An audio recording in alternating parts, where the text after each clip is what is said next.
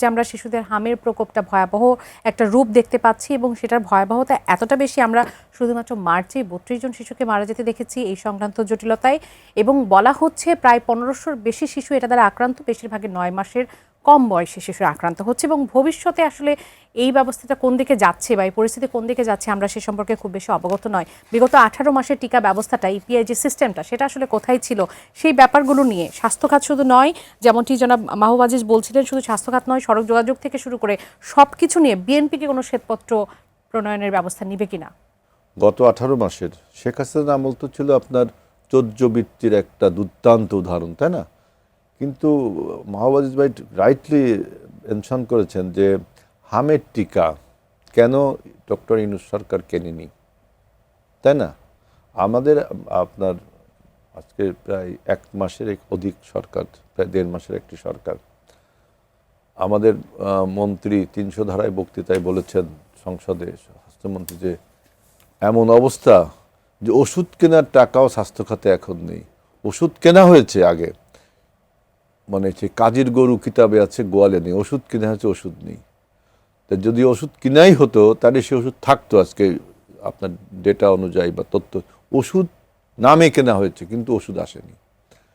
এখন আমাদের সরকার ক্ষমতা, এটা তো আসলে দোষারোপের হলো না, বিষয়টা তো অত্যন্ত জনগুরুত্বপূর্ণ। হ্যাঁ, না আমি বলছি যে ডক্টর ইউনূস সরকার, এটা শেখ হাসিনার সরকার করছে। ডক্টর ইউনূস সরকার এটা এসে তিনি কেন এই যখন দেখলেন এই ওষুধটা কিনলেন না কেন? এখন আমরা চাহিদাপত্র দিয়েছে আমাদের স্বাস্থ্য মন্ত্রণালয়। এখন জরুরি ভিত্তিতে হামের যে মিজেলসের যে টিকা, আবার র্যাবিজের একটা অ্যান্টিভ্যাকসিন আছে, র্যাবিজেরও একটা আছে ওই যে জলাতঙ্ক রোধ, এটাও কিন্তু শর্টেজ। এইগুলো আবার নতুন করে আপনার সংগ্রহ করা হয়েছে, কেনা হয়েছে। অতএব এই সমস্যার দ্রুতই সমাধান হবে। এখন আগের সরকার কেনেনি কেন, তার জন্য তাকে জবাবদিহিতার আওতায় আনা হবে কিনা এই বিষয়টা আমি এখনো ক্লিয়ার না। অন্তর্বর্তীকালীন সরকারের দায়িত্বই তো হচ্ছে বিগত সরকারের যে জনগুরুত্বপূর্ণ বিষয়গুলো আছে সেগুলোকে কন্টিনিউ করা। তারা একটা শ্বেতপত্র দেখলাম দিয়েছিল, ওই যে দেবপ্রিয় ভট্টাচার্য 7টা শ্বেতপত্র, সেটার কি অবস্থা তাও আমি জানি না।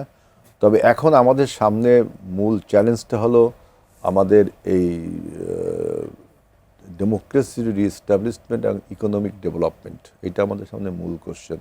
দেখেন, ডেমোক্রেসিকে রিএস্টাবলিশমেন্ট করার জন্য কত কথা বলা হয়েছিল, যে জুলাই সনদ যে সবাই মিলে মানছি আমরা।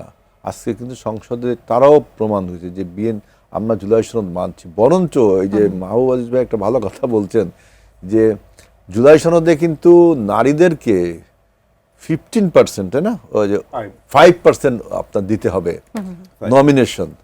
দেখেন, আপনি জুলাইয়ের প্রতি এত কান্নাকাটি করেন, একজনকে তো দাঁড়িয়ে দিলেন। আমরা তো অন্তত 9 জন না 10 জনকে দিয়েছি। আমরাও কোটা পূরণ করতে পারি, 15 জন করিনি, কিন্তু আপনি তো মোটেই দেননি। নেই মারছে কানামা, ভালো কথা আছে না? আমরা তো 9টা না 10টা দিয়েছি, আপনি তো মোটেই দেন। জুলাই সনদের প্রতি আপনি আন্তরিকতা দেখান, এটা তো মানে ক্রোকোডাইল ট্যাটস লাইক।